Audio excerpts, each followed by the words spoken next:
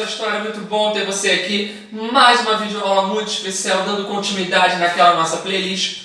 Saímos do governo Dutra e botamos o retrato do velho de volta. Bota o retrato do velho. Bota no mesmo lugar. Chegou Vargas de novo, né? Essa marchinha foi sucesso em 1951. O Vargas voltou vencendo as eleições de 1950. Se tornou pela primeira vez presidente diretamente eleito democraticamente no Brasil. Todas as vezes anteriores em que o Vargas esteve no executivo, esteve como chefe de governo, ou foram por golpes ou foram por votos indiretos, como por exemplo em 1934 ele foi eleito indiretamente para o governo, e agora em 1950 ele vence as eleições. A eleição nem foi tão complicada assim para o Vargas, mais difícil foi fazer as coalizões ali, né? Aquela época que você está chamando algum aqui, outro ali, vamos ver quem vem comigo, quem não vem, o que a gente faz. E o Vargas ele consegue um apoio que é primoroso para que ele consiga, através do PTB, que é o seu partido de maior ligação, embora ele também tenha uma forte ligação com o PSD, inclusive foi senador pelo PSD. Tá? Naquela época, como eu falei para vocês, você poderia se eleger deputado e senador por estados diferentes, então ele acabou sendo eleito por vários estados diferentes e partidos diferentes. O PTB era o seu partido mais clássico, né? O Partido Trabalhista Brasileiro, que ganhou a marca de Vargas. Ele consegue um apoio muito interessante nessas eleições, que é o do Café Filho, um político inexpressivo, mas que tinha como grande, digamos, padrinho na política, um cara que era muito famoso e muito importante em São Paulo, que é o Adhemar de Barros. Então o Adhemar de Barros ele ficou marcado na história por ser um populista, um cara muito carismático, né? Ligado ao povo, andava no meio das massas, e inclusive tinha uma expressão que se usava na época que até hoje se repete várias vezes, que é o rouba mais faz, para falar do Adhemar de Barros. O Adhemar de Barros ele era do PSP, né? Que é o Partido Social Progressista. Então, o Café Filho vem pelo PSP, apoiando Getúlio. Naquela época, eleições para presidente e vice separadas, o Vargas vence e o Café Filho também vence, se torna presidente do Brasil, vice-presidente do Brasil. E o Vargas lá assumindo a cadeira da presidência. Ele ganha com 48% dos votos, 48,7% dos votos, mas já nas eleições a gente percebe um problema que o Vargas vai ter que enfrentar, que é a sua dura oposição. O Vargas ele deixa a ditadura, né? Ele sai do Estado Novo como um ditador, ele cai em 45 e fica aquela marca, né, nele como um ditador, e ele não vai conseguir com facilidade abandonar essa marca de ditador ao longo dos próximos anos. Quando ele chega já ali nos primeiros passos dessa campanha eleitoral, vão estar lembrando o tempo inteiro: Vargas ditador, Vargas ditador. E muita gente me pergunta o seguinte: professor, mas ele era um ditador, ele cometeu grandes crimes, tinha lá o Filinto Miller, que é o responsável por torturar pessoas, ele prendeu, muitos vão dizer que é a maior ditadura que o Brasil já teve, por que ele não foi punido, por que deixam ele se candidatar em 1950? Gente, grande parte, a maioria absoluta dos que o Vargas perseguiu eram pessoas comunistas, chamados comunistas, a galera da esquerda.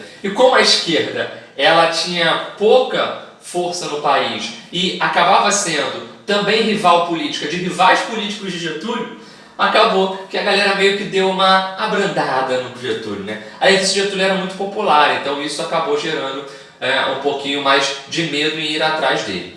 Mas o que a gente vai ver é que a partir de 1950, quando ele se candidata, vence as eleições, e em 51, no dia 31 de janeiro, ele assume, o que a gente vai ver é que o Vargas tem um grande problema para enfrentar, que é uma duríssima oposição. Uma oposição que já está desenhada para ele aqui através da UDN, que lança o Eduardo Gomes de novo. Lembra do Eduardo Gomes? Brigadeiro, tentou ser candidato, tentou ser presidente, lá se candidatou e ficou em segundo lugar contra o Dutra, também fica em segundo lugar aqui nessa eleição. E o Cristiano Machado. O Cristiano Machado era do PSD e o pessoal brinca o seguinte: aconteceu a cristianização. O que é a cristianização? O Vargas foi cristianizado. Por quê? Muitos votos que seriam do PSD para o Cristiano Machado acabaram indo para o Vargas, e isso assegurou uma vitória mais tranquila para ele. Então o pessoal brinca que foi a cristianização de Vargas, né? Essa eleição foi muito boa, inclusive o PSD apoia no final o PTB. Os correligionários, né? A galera que é mais próxima ali ao PSD, a massa que sempre votou no PSD, não vota no candidato do PSD, vota no Vargas. Eu falei da UDN, a União Democrática Nacional. E a gente vai ter como destaque na UDN um cara que em 47 tinha se tornado vereador do Distrito Federal, mas era jornalista por natureza, estava se lançando, se projetando na vida política, que é o Carlos Lacerda. O Carlos Lacerda tem uma origem na esquerda, ele participou lá com o Luiz Carlos Prestes na intentona comunista, ajudou, né, a liderar a ANL. Só que a partir do final da década de 30 ele dá uma guinada, ele já começa a ser convertido a uma outra posição política e ele acaba sendo um membro do que se chama direita no Brasil. E a UDN, né, através do Eduardo Gomes, tenta vencer, mas tinha na voz do Carlos Lacerda, através do seu jornal Tribuna da Imprensa, o maior destaque. O Carlos Lacerda batia forte no Getúlio o tempo inteiro. E olha só que interessante, nas eleições o Carlos Lacerda já avisava, se o Getúlio não, ele falava, o Getúlio não pode se candidatar, se candidatar não pode vencer, e se vencer não pode assumir, tem que ser tirado. É um negócio muito louco, né? Se assumir, vamos tirar o Getúlio. Ou seja, tem um espírito golpista já na própria caracterização do Carlos Lacerda, que fica muito forte já aqui nesse começo da década de 50. O Getúlio ganha, como eu falei, por 48,7% dos votos. Ele não alcançou os 50%, né, mais um, né? Ele não passou tendo a maioria absoluta. Isso é um problema, porque apesar de não existir segundo turno na época, toda eleição em que o presidente ele não chegava a 50% pelo menos dos votos, o pessoal queria contestar essa eleição, né? Vai acontecer com o JK mais na frente, e tentaram fazer isso com o Vargas. Não, mas ele não alcançou tudo. Então a gente já percebe que o Vargas tem muita rejeição nesse primeiro momento. E a rejeição em torno do Vargas gira em torno de um debate que estava no meio militar, no meio empresarial, estava no meio acadêmico, estava em meio aos jornalistas, aos intelectuais em geral da época, que era um debate tendo em vista de que forma o Brasil iria se desenvolver.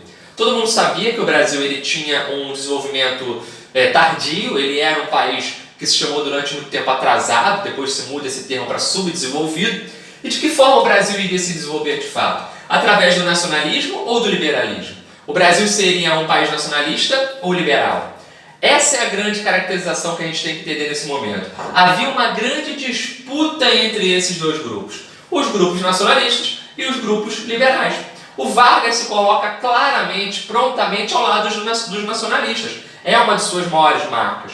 E existiam fortes tendências na oposição a essa galera liberal. Então, qual era a grande diferença entre esses dois modelos? Essa ideia de país polarizado não é uma novidade, tá, gente? Tem aqui também, nessa época de 1950. A gente está vendo os nacionalistas defendendo uma industrialização, um desenvolvimento do país a partir do capital nacional, participação do Estado na economia, empresas nacionais sendo criadas, pouca entrada de capital estrangeiro. O que eles partiam do princípio? O capital estrangeiro vai entrar, vai se aproveitar do Brasil e vai deixar a gente ainda subdesenvolvido, porque país rico não quer ver país pobre crescendo, só quer explorar país pobre. Os nacionalistas eram chamados pela oposição de comunistas. Isso é tudo comunista, esquerdista, safado, vagabundo. Já os liberais eram chamados pelos nacionalistas de entreguistas. Ou seja, isso é tudo entreguista, safado, quer abrir o capital internacional. O que é isso? Os liberais eles defendem que o Estado tem que ter pouca participação na economia, o capital tem que estar aberto à entrada de recursos internacionais, multinacionais vindo com tudo, a questão da dívida externa era uma questão paralela, mas vai gerar dívida externa, porque o Brasil vai pegar empréstimo internacional. Mas isso é uma questão paralela, o que importa é o desenvolvimento econômico, é o crescimento da nossa economia a cada ano, isso vai diminuir a inflação, isso vai ser bom para todo mundo. Aí os nacionalistas falavam, mas e o caráter social? A gente tem que cuidar das pessoas também. Não, primeiro a gente ganha a economia e depois cuida das pessoas. É uma questão bem complexa esse enfrentamento aqui nesse momento. Os liberais defendiam as remessas de lucros ao máximo, né? O que são essas remessas de lucro? É o fato de uma empresa multinacional estar no Brasil se desenvolvendo e poder jogar para fora esses lucros com tranquilidade, né? Então o que acontece? Vamos supor que uma empresa norte-americana esteja aqui no Brasil, ela está empregando, ela está comprando, ela está vendendo no Brasil, ela está gerando riqueza aqui. Mas grande parte dos seus lucros não giram no Brasil, não rodam no Brasil, porque existe a capacidade de remessa de lucros. Essa remessa é a ida dos lucros dessas empresas, não aqui no nosso país, mas para os países de origem dessas empresas. Então, os nacionalistas viam isso com bastante restrição. Olha, peraí, pode remeter o lucro lá, pode jogar o lucro, mas peraí, segura um pouquinho. Não é assim também.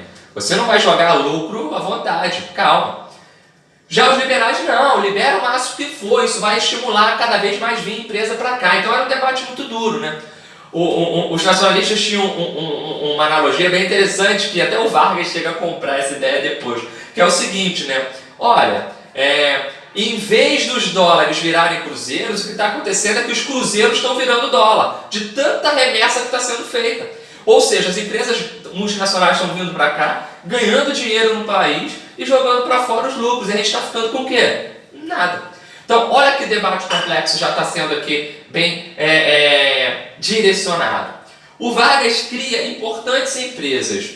Uma das principais bases aqui é a Petrobras, sem dúvida. Mas antes mesmo da Petrobras é fundado o BNDE, que hoje é conhecido como BNDES, né? Banco Nacional de Desenvolvimento Econômico, e hoje é Banco Nacional de Desenvolvimento Econômico e Social, né? Em 1952 ele criou esse banco, o controle do Estado para o desenvolvimento, era um banco para fazer o Brasil se industrializar, o que é muito importante, muito interessante. Hoje o BNDES, né, tem várias funções, desde emprestar dinheiro para fora, a desenvolver a economia aqui dentro, promover empréstimos gerais, enfim. É um banco importante até hoje no Brasil, o maior banco do Brasil, de fato, né, mais que um banco. A Petrobras, né, através da campanha O Petróleo é Nosso, é criada. A campanha do Petróleo é Nosso é uma campanha nacionalista que vai envolver grandes setores da sociedade.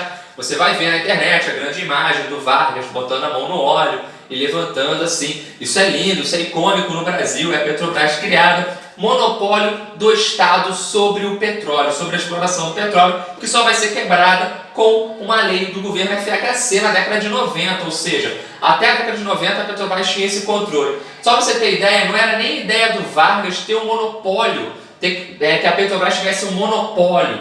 A Petrobras teria o controle sobre a exploração do petróleo, mas não o monopólio, não só ela. Acaba que o projeto aprovado é o de monopólio, tudo bem, agrada os nacionalistas. E aqui, galera, o pessoal liberal fica igual o Siri na lata, né? Pá! Já viu Siri na lata, velho? Já fiz aqui pra vocês Siri na lata? Siri na lata fica como? Tá nervosão, cara. Pô, bordão. Então, os liberais ficam nervosos com essa expressão aqui. E eu te pergunto, quem é parceiro econômico do Brasil desde a época do Dutra, hein? Mas se tu prestou atenção na aula mesmo, na aula do Dutra passada. Os Estados Unidos. Os Estados Unidos é um parceiro ferrenho do Brasil já desde dali da virada, do finalzinho do Estado Novo, com a Segunda Guerra Mundial e também com o Dutra. Aqui, essas medidas que Vargas começa a tomar, começam a colocar uma pulga atrás da orelha dos Estados Unidos. Não se esqueçam, gente, a gente está vivendo a Guerra Fria. Em 1950, inclusive, tem a Guerra da Coreia, que vai colocar muito medo no mundo. É um enfrentamento, acaba sendo um enfrentamento indireto entre duas tendências, entre a União Soviética e os Estados Unidos, entre o comunismo e o capitalismo, né? Entre o socialismo, que vai ser chamado de socialismo real, né? Que muitos chamam de comunismo, e o capitalismo, ou seja, é uma luta muito grande, um enfrentamento muito direto. Enfim, os Estados Unidos já fica com uma pulga ali atrás da orelha, olha, então, Vargas está tomando medidas que não são muito bacanas conosco. O projeto Eletrobras também é lançado em 1954, mas a Petrobras, a Eletrobras, que é uma companhia nacional de energia, ainda não é criada, né? Ainda não é criada, é só o projeto. O Vargas não consegue aprovar nesse governo. E o Plano Laffer, o que seria? O Plano Laffer também não consegue ir para frente, é feita uma comissão mista, Brasil e Estados Unidos, onde os Estados Unidos fariam um estudo e buscaria formas de se aproximar economicamente do Brasil. Isso é visto aos olhos liberais como importante. O Plano Laffer é desenvolvido pelo ministro da Fazenda chamado Horácio Laffer. E esse plano era um plano bem interessante, em que o Brasil receberia dinheiro norte-americano e tudo andaria com calma. Só que a forma como Vargas vai guiando a economia acaba afastando cada vez os norte-americanos. E você sabe, grande parte dessa oposição a Vargas é uma oposição golpista que quer derrubar o presidente, que não respeita os resultados das eleições, e a gente vai ver cada vez mais Vargas ficando numa sinuca de bico. Vargas está nas cordas. E em 54, talvez seja um ano mais complexo da nossa história, eu gosto de falar isso porque foi um ano que foi decisivo para várias coisas, né?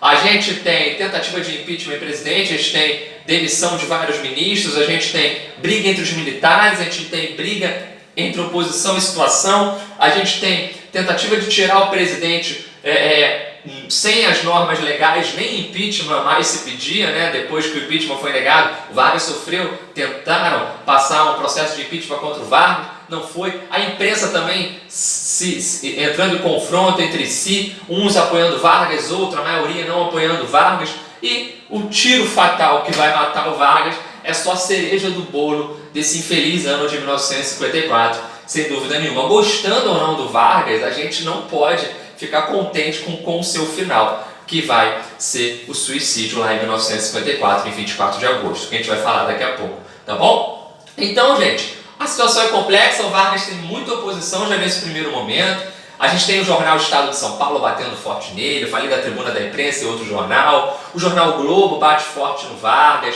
Os diários associados, que são dos Assis Chateaubriand, batem forte no Vargas. A Rádio Globo, que não existia TV Globo, mas existia já o Grupo Globo ligado à rádio e ao jornal. Então batia no Vargas o tempo inteiro, chamava Vargas de incompetente, corrupto. Havia uma grande noção de que Vargas era um corrupto, que tinha um mar de lama, era uma expressão muito utilizada, né? Vargas vive num mar de lama. Então o Afonso Arinos ia toda hora como parlamentar falar sobre isso, o próprio Carlos Lacerda o tempo inteiro também batendo. A voz mais forte é a do Carlos Lacerda, pelo poder que ele tem de estar na mídia, né? Ele está na mídia tanto falada quanto escrita, então ele bate muito forte no Vargas. Isso vai ser uma representação muito grande, né? Tanto é que quando o Vargas acaba se matando, a galera vai em cima do Carlos Lacerda de todo jeito, colocando a culpa nele. A gente vai perceber o seguinte: a partir de determinado momento, a crise se acirra, né? Fica acirrada. A crise fica muito complicada. Por quê? Esse acirramento da crise vai acabar levando Vargas a uma saída que poucos esperavam. Então vamos entender. O que é essa lei de remessa dos lucros? Lembra o debate entre deixar o capital estrangeiro entrar, a multinacional poder também mandar seus lucros para fora com facilidade ou não, ou fazer o lucro dessa empresa circular aqui? O Vargas faz, em 1952, uma lei de remessa dos lucros, que vai colocar em 10% o limite para os lucros das empresas multinacionais. Isso vai irritar profundamente esses empresários, esses grupos internacionais que têm força no Brasil. Vargas já começa irritando os grupos internacionais quando cria uma empresa brasileira para controlar o petróleo. O petróleo brasileiro já era visto o quê? Com o olho grande do capital estrangeiro, já queria. Agora Vargas chega para as multinacionais e fala assim: opa, limitar em 10%. Essa lei ela nem chega de fato a ser aplicada, porque há muita oposição no Congresso, muita gente grande, graúda, que vai tentar barrar essa lei. E logo em seguida o Vargas cai, né? Em 54 ele acaba se matando. Deixa eu chegar para o lado aqui senão eu esqueço, para você tirar o print. O que eu estou falando aqui do debate do salário mínimo, gente? O debate do salário mínimo é crucial porque os trabalhadores eles estavam com uma defasagem muito grande de salário. Tiveram alguns pequenos aumentos, mas desde o início da década de 50, desde o início do fim da década de 40, perdão, você tinha já uma espécie de congelamento do salário. Você não tinha ganho real no salário mínimo desses trabalhadores. E uma grande massa que apoiava Vargas recebia até um salário mínimo, né? Recebia esse salário mínimo. A galera que estava empregada com carteira assinada recebia um salário mínimo. Os desempregados não recebiam salário mínimo, mas passavam por um problema muito grande que até mesmo os trabalhadores já estavam passando, que era a carestia, né? A questão de faltar alimento, falta de comida, o custo de vida estava muito mais alto, isso era um problema grave no Brasil nessa época, e o Vargas começa a ver escorrer por suas mãos aquele apoio que sempre lhe foi precioso, que era o apoio das classes trabalhadoras. Então, muitos grupos ligados aos sindicatos, que eram de esquerda, fazem oposição a Vargas. E esses grupos vão promover um forte movimento sindical de protesto no Brasil contra o alto custo de vida, principalmente para as classes mais pobres, as classes trabalhadoras, né? O operariado, chão de fábrica, o operário. O que vai acontecer? Dois movimentos grandiosos que vão pressionar o governo Vargas em 1953. A greve dos 300 mil e o movimento dos panela vazia, os dois em São Paulo. 300 mil pessoas param as máquinas, cruzam os braços, é greve. A panela vazia é uma expressão comum, né? A panela tá na moda, né? Dos tempos para cá, de uns 4 ou 5 anos para cá, tudo é panela, né? De 6 anos para cá, né? 2014 para cá, tudo é panela, né? Vai protestar contra o presidente, é pu, pu, pu, pu. É com a Dilma, é com o Temer, agora é com o Bolsonaro, todo mundo é tu, tu, tu, tu. Essa história de panela vai um pouco mais atrás. A panela, tu já tocou, já bateu panela? Já bateu panela? Pô, cara, tá maluco. Ó, panela vazia. Essa expressão, ela está ligada ao fato de que muitos trabalhadores não tinham acesso aos alimentos. E eles fazem um protesto em relação a isso, né? O movimento dos panela vazia, ó, não temos comida. Isso é um fator crucial. A fome era um problema que o Vargas tinha que enfrentar. E, por incrível que pareça, o Vargas ele tem uma posição ferrenha na elite brasileira, né? Na classe média brasileira, que começa a se destoar de Vargas, né?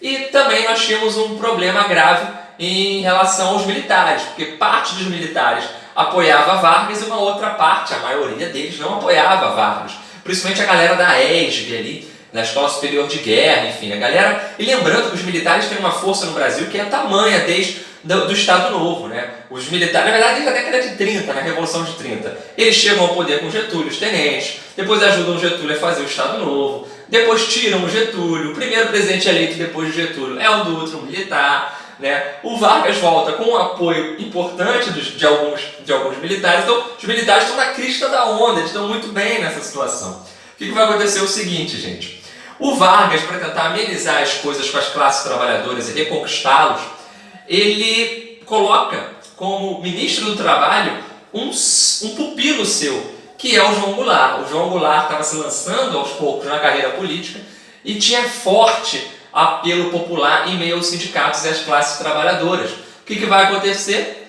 Simplesmente a galera vai lá e vai falar: ah, show, Getúlio! Então, cara, deixa o João Goulart então vir. O João Goulart vem, o movimento de greve, de protesto dos trabalhadores mais pobres se ameniza. E o que o João Goulart propõe? Olha, gente, espera aí, calma.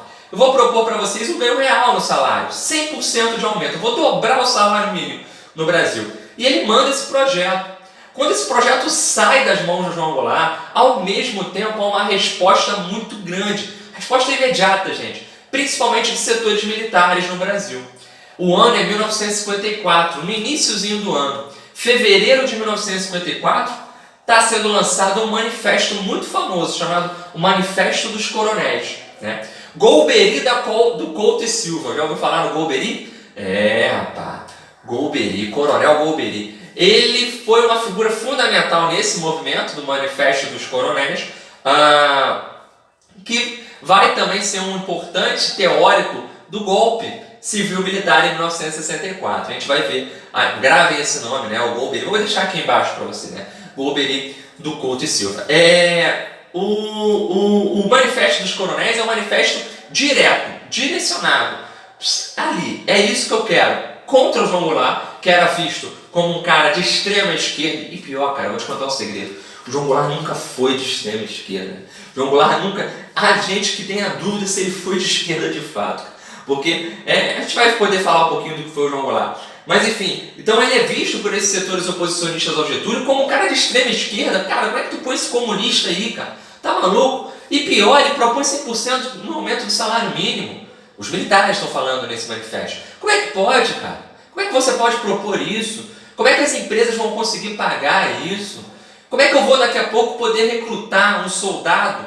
Que era um soldado raso, um reco, como se usava na época, né? Como é que eu vou recrutar esse cara se o salário mínimo é maior aí fora? Quem é que vai querer ser recrutado agora? Como é que vai ser? E como é que é isso? Aumento para civil não tem aumento para militar? Então os militares se posicionam e Vargas começa a enfrentar um problema duro muito duro mesmo.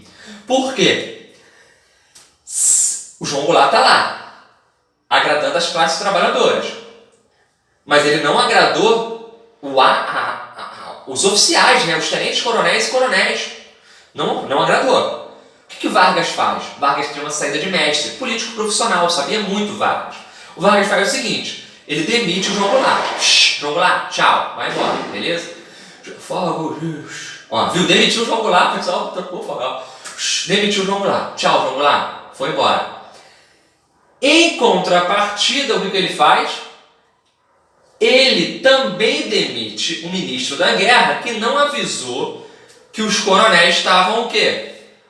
Se sublevando contra o Getúlio, né? Que estavam ali querendo fazer um manifesto contra ele. Então ele demite esse coronel, esse ministro da guerra, que é o Ciro Cardoso, e coloca um ministro que agradava inclusive aos coronéis. Então ele está matando 2 coelhos com uma caixa d'água, né? Com uma caixa d'água só. Ele está colocando o quê? O Zenóbio da Costa como ministro da guerra. Então os militares foram agradados 2 vezes, esses oficiais, né? O alto oficialato. Porque primeiro se demitiu o João Goulart, depois se colocou o Zenóbio da Costa, que era conhecido como anticomunista, né? Então deixa lá ele, tranquilo. E para agradar o povão? Pô, só desagradou o povão até agora, né? Porque demitiram o João Goulart. O que o Vargas faz? O Vargas, no dia... em maio, no dia 10 de maio, se eu não me engano, no dia 1º de maio ele marca, e no dia 10 de fato ele usa o Dia do Trabalhador para anunciar, e no dia 10 de maio passa a funcionar o aumento de 100% do salário mínimo. Ou seja, o João Goulart foi demitido, mas o Vargas garante os 100% de aumento no salário mínimo. Não, a oposição fala, tá maluco, 42% era o que dava, 42%. Então olha só, cara, a oposição sabe que 42% de aumento já é muita coisa, né? Então a oposição sabe que o salário está defasado mesmo, né? Porque até eles falando de dar 42%, o Vargas vai lá e dá 100, ó. Pá, 100. A classe trabalhadora aplaude Vargas, é isso. E Vargas, nesse momento, gente, está enraizando suas escolhas políticas. Todo candidato, todo presidente, todo chefe de Estado faz escolhas políticas. Nunca pense que um cara governa para todo mundo, né? O cara que diz que governa para todo mundo mente para alguém, cara. Não governa para todo mundo. Ele vai fazer escolhas políticas. O Vargas, nesse momento, escolhe politicamente a classe trabalhadora. E, meu amigo, eu posso te contar um segredo aqui só pra gente. Isso aqui não vai quase ninguém ver, só a gente. O Vargas está marcando a sua queda. Claro que ninguém esperava, né? Acho que nem ele que fosse ser dessa forma. Mas nunca foi tão difícil ser presidente até então. O Vargas sofre cotidianamente. Né? Então, nem aqueles seus parceiros nacionalistas conseguem segurar a onda, né? A galera do CEPAL, né? O CEPAL a CEPAL é uma Comissão Econômica para a América Latina, que é de 48, se eu não me engano, é de 1948. Se não for, eu vou botar aqui embaixo. Mas se eu não falei nada, porque foi de 48. E essa galera do CEPAL que estudou isso, que entendia que o nacionalismo era importante para o Brasil, né? Um abraço, Vargas, e fala, isso aí, Vargas, vamos juntos. Mas a oposição é tão dura contra o Vargas que nem a classe trabalhadora e essa galera do CEPAL consegue segurar os impactos que ele vai receber. E qual é essa dura oposição, gente? Já falei, Carlos Lacerda, todo dia batendo nele. Setores militares, grande parte dos militares estão contra Getúlio. Não esqueçam a força que os militares têm. Professor, peraí, eu posso falar que os militares são golpistas? Esses militares são. Mas você pode falar que a instituição militar é golpista? Não, cara. Sem os militares não há país, cara. Sem os militares não há país. Mas o que a gente não pode é colocar, né, todos numa mesma bacia, não são farinha do mesmo saco. Há militares que têm traço golpista e isso mostra pra gente, o próprio manifesto dos coronéis mostra traços golpistas ali contra um presidente eleito, mas a gente não pode esquecer que é uma instituição importantíssima para o Brasil, que tem muita gente que vai, inclusive, contestar essas ações. Mas os setores militares estão contra Vargas. A imprensa, em geral, está contra Vargas. Sabe qual é o jornal que Vargas se sentia apoiado? Era o Última Hora. E aí surgiu uma CPI do Última Hora, que era o jornal. Disseram que o Banco do Brasil estava dando dinheiro público para o Última Hora se desenvolver. Foi aí que surgiu essa CPI, tentaram derrubar o Vargas se esquiva como ninguém, consegue se livrar. Mas todos os outros jornais, ó, é porrada no Vargas, velho. Que porrada no Vargas. O Vargas o jornal porrada, né? Já foi esse meme? Ó, os empresários, né? Grande parte dos empresários, por quê? A gente tinha uma elite industrial, né? A galera que tinha muitas indústrias no Brasil, que gostava do Getúlio até por ele ser nacionalista, para que essas indústrias que viessem de fora, essas multinacionais, não prejudicassem os seus domínios, enfim. Mas a partir do momento que o Vargas acata um pedido de 100% do salário mínimo, muitos empresários se viram contra ele. E principalmente a classe média, né? Porque qual é o problema da classe média de todo o país, gente? Ela nunca vai ser rica, né, cara? Ela nunca vai ser elite. Nenhuma classe média vai ser elite de fato. Porque para ser elite, o espaço é muito grande. Mas a classe média ela tem um medo. Tu sabe qual é o medo da classe média? O medo da classe média é ser pobre um dia, ou voltar a ser pobre. Ela pode ter saído da pobreza. Então, qual é a única coisa que a classe média tem em relação aos pobres? Um salário melhor, privilégios melhores, como, por exemplo, um acesso à educação melhor, né? O filho estudou em melhores locais, viajou para determinados locais que os mais pobres não viajam. Então, a partir do momento em que os mais pobres recebem uma atenção especial do presidente, essa classe média, que até já votou no Vargas e o apoiou no passado, se afasta dele. E olha só que problema. No dia 5 de agosto de 1954, é o acontecimento que vai mudar a história do país de vez. E a história de Vargas. O que está acontecendo? O Carlos Lacerda era o maior inimigo de Vargas. Ele estava sendo seguido a mando do Gregório Fortunato, que era o chefe da guarda pessoal do Vargas, né? O Anjo Negro. Alto, forte, poderoso, comandava as coisas ali no Palácio do Catete no que diz respeito à segurança. Um homem bem próximo a Getúlio. Tudo indica, todos os historiadores indicam que o Getúlio não sabia de nada do que estava acontecendo. O que você sabe é que o Carlos Lacerda está voltando de um discurso, de um comício, no dia 5 de agosto, na rua Toneleiro, em Copacabana. Uma rua pacata, tranquila. Ele está voltando no número 180. Ele para, quem está com ele é o seu filho e o Major Rubens Vaz. O Major Rubens Vaz, ele era da aeronáutica e muitos militares se aproximaram do Carlos Lacerda justamente para tentar derrubar o Getúlio, porque viam neles, né, a compatibilidade de ideias também.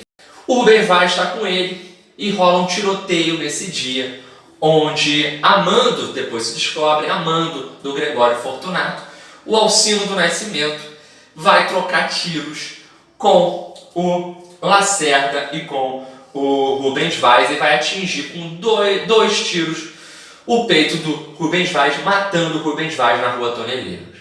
Há muita complexidade, há várias versões para esse fato. O que acontece é o seguinte: muita gente diz que o Alcino, na verdade, estava seguindo e anotando os passos do Carlos Lacerda para deixar ele o mais distante possível do Getúlio. Então, no momento que ele estava olhando a placa do carro, o Rubens Vaz percebeu e foi em cima abordar ele, os dois brigaram e ele acabou disparando e matando o Rubens Vaz. O Carlos Lacerda é ferido no pé, mas muita gente diz que ele mesmo se feriu quando ele foi tirar o seu revólver, se feriu. O prontuário do atendimento dele, desse ferimento, sumiu, então muita gente começa a contestar se verdadeiramente ele foi ferido ou se ele colocou aquele gesso, aquela bota gigantesca para dizer: ó, eu também fui atingido, sabe como é que é, né? Às vezes o cara usa aquilo ali. Então há muitas coisas. O que a história oficial diz e que a gente pode saber de fato é que o Alcino, esse cara, Amando do Gregório Fortunato, que é da guarda pessoal do Getúlio, mata o Rubens Vaz na rua Toneleiros. Um guarda municipal também atingido na coxa, corre atrás do carro e consegue anotar a placa desse carro que está indo embora. Era um táxi que fazia ponto na esquina do Palácio do Catete. O pessoal diz assim: cara, é incrível, né, cara? Porque o cara vai matar o principal inimigo do Getúlio, mas pega um táxi na esquina do Palácio do Catete, velho. É um negócio. E muita gente diz o seguinte: cara, isso foi tão na cara, mas foi tão na cara, que só pode ter feito para derrubar o Getúlio. Essa é a proposição menos famosa e menos compreensível, né? Que não tem prova nenhuma, é mais uma especulação. O pessoal diz: cara, o bagulho foi tão amador que isso deve ter sido feito para prejudicar o próprio Getúlio. Mas enfim, o que a gente sabe é que o Getúlio começa a entrar num turbilhão de emoções e o governo dele fica insustentável, gente. Fica insustentável. Como é que você acaba tendo seus membros da guarda pessoal envolvidos numa tentativa de assassinato ao maior opositor seu? Ou seja, é um problema grave. Então, o Carlos Lacerda vai explorar isso, os jornais vão explorar isso. O jornal O Globo, inclusive, ele é um pouco menos emotivo, né? É engraçado. Vocês podem procurar na internet. Tem uma nota do jornal O Globo, recente, tem uns anos, em que ela fala que, na verdade, nunca foi contra a saída de Getúlio através de um golpe no Brasil. Não foi golpista a Globo. A Globo diz que não foi golpista. E realmente, se você pegar todos os documentos, né, ali você tem acesso direto a isso, à oposição dos jornais na época. O que se destaca muito fortemente é o Estado de São Paulo, tribuna da imprensa do Carlos Lacerda, falando que o Vargas é um assassino, ele que mandou, ele sabia. O Globo, ele tenta ser mais ali, ó. O Globo odiava o Getúlio, mas ele tenta se ater mais aos fatos, enfim. É uma guerra dos jornais nesse momento. Então, fica muito difícil. Então, até mesmo aqueles setores que começam a ter uma simpatia pelo Getúlio, que já têm simpatia pelo Getúlio, começam a não ter mais simpatia pelo Getúlio, né? O Getúlio ele começa a perder muita simpatia porque, poxa, será que foi ele, cara? Será que ele mandou matar mesmo? Será que ele sabia, que ele não sabia? E a pressão fica muito grande. O restante dos militares que ainda estava com o Getúlio já não está mais, né? O Vargas perde todo o seu apoio em meio aos militares e surge a República do Galeão. O que é a República do Galeão?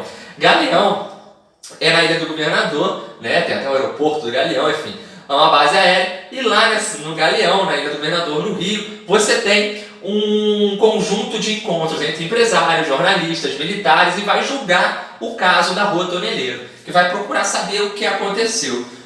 O que a gente sabe é que o Vargas é fortemente pressionado e o tempo inteiro falam para ele: saia do poder, saia, você não tem mais condição de governar, você não é mais presidente. E o Vargas diz que não vai sair, o Vargas diz: não renuncie.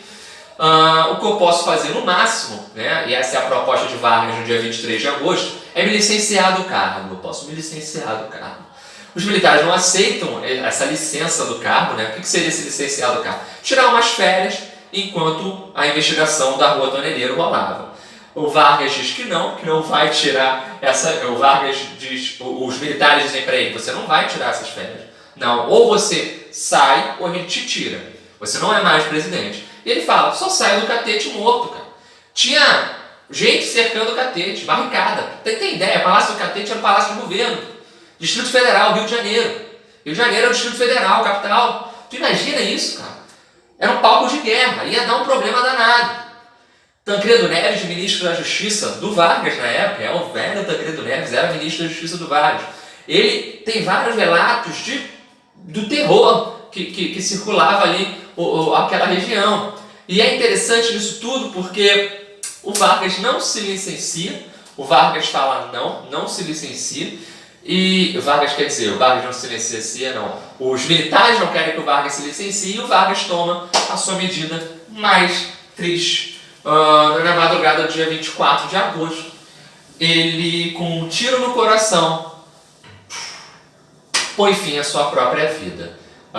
Sua filha também estava na casa, estava no Palácio do Catete, e hoje o Palácio do Catete é o Museu da República, você pode visitar lá o local onde o Vargas acabou cometendo suicídio. Ele deixa uma carta-testamento, né? Ele deixa uma carta-testamento onde ele fala várias coisas, e você tem acesso a ela. Acho que todo mundo tem que ler a carta-testamento do Vargas. Sem dúvida, o Vargas ele é um dos maiores políticos que o mundo já viu, e sem dúvida o maior presidente que o Brasil já viu em termos de representação, até pelo fim que ele tomou para a sua própria vida, né? Ele, enquanto presidente, tirou sua vida num ato extremamente trágico. Essa carta-testamento é lida nas rádios, e isso faz essas informações circulam o Brasil, o Rio de Janeiro, e o Brasil com muita força. A população do Rio de Janeiro cerca o Palácio do Catete esperando o corpo do Vargas sair, enquanto outra parcela da população vai atrás dos seus opositores, né? Quebram o jornal o Globo, a TV Tupi foi atacada, a Embaixada dos Estados Unidos foi atacada, o Lacerda se escondeu lá, né? Cadê o Lacerda? Você vê essas imagens na época, a TV tinha acabado de chegar no Brasil, né? Você vê há poucos anos, as imagens na época: cadê o Carlos Lacerda? Eu vou matar o Lacerda, o povo ensandecido, né? Porque aquilo ali ninguém esperava, até aqueles que já não tinham mais um carinho tão grande pelo Vargas, quando vê ele fazer aquilo, falam. E quando a carta-testamento é lida, porque a carta-testamento é lindíssima, cara, você é pequena, você acha na internet, muito fácil de ler, e também, você pode ouvi-la, né? Tem no YouTube lá, ela sendo narrada. Cara, é sensacional, porque isso mostra uma força popular no que diz respeito à política incrível, né? Os historiadores dizem que foi o suicídio de Vargas em 1954 que levou o golpe militar a ser alongado para 10 anos depois. Por quê, gente? Porque os mesmos setores que são contra Getúlio em 54 são aqueles que vão tomar o poder em 64, lá, tirando o João Goulart. E interessante nisso tudo é que eu gosto de dizer o seguinte: não foi o suicídio de Vargas que fez com que o golpe não ocorresse, que os militares não tomassem o poder com esses grupos empresariais, enfim. Foi justamente, a ação do povo que não deixou isso acontecer. É o que o Jorge Ferreira, um historiador, fala, escreveu um texto, usou essa expressão: o carnaval da tristeza. O Rio de Janeiro parou. O corpo de Vargas foi esperado pelas pessoas na porta do Palácio do Catete. um motim danado. Ou seja, Vargas deixou uma representação fortíssima até depois de morto. E isso fez com que o medo de um caos social se instalar fizesse o Brasil continuar o quê? Meramente democrático nesse espaço. O Café Filho assume, tem uma grande polêmica em torno do Café Filho, ele é vice, mas ele tinha ligação com os setores militares, inclusive ele tinha rompido com o Vargas no meio do governo do Vargas, ou seja, um vice que rompeu com o Vargas, e o Café Filho quase não assume o poder, porque se não fosse essa movimentação popular tão grande, os militares teriam colocado uma outra pessoa ali, já que ele mesmo era ligado a esses militares. A gente vai explicar isso melhor. Tem o Carlos Luz, tem o Nereu, tem o golpe, o antigolpe, né, o golpe preventivo do Teixeira Lott. A gente vai falar sobre tudo isso na próxima aula, onde a gente vai falar do Juscelino Kubitschek, tá bom? Muito bom ter vocês aqui, espero que vocês tenham entendido. Essa aula ficou grande porque não pode ser pequena, né, cara? É Vargas, é o segundo governo de Vargas, é o grande desfecho de um dos maiores políticos que o Brasil já viu. Valeu, galera? E o varguismo ficou presente, né, na nossa história fortemente. O João Goulart assumiu ele, depois o Brizola assumiu ele, essa ideia, né, de ligação com os trabalhadores, o trabalhismo. Show de bola? Tamo junto, galera. Curte, se inscreve no canal, espero que você tenha gostado. Tamo junto.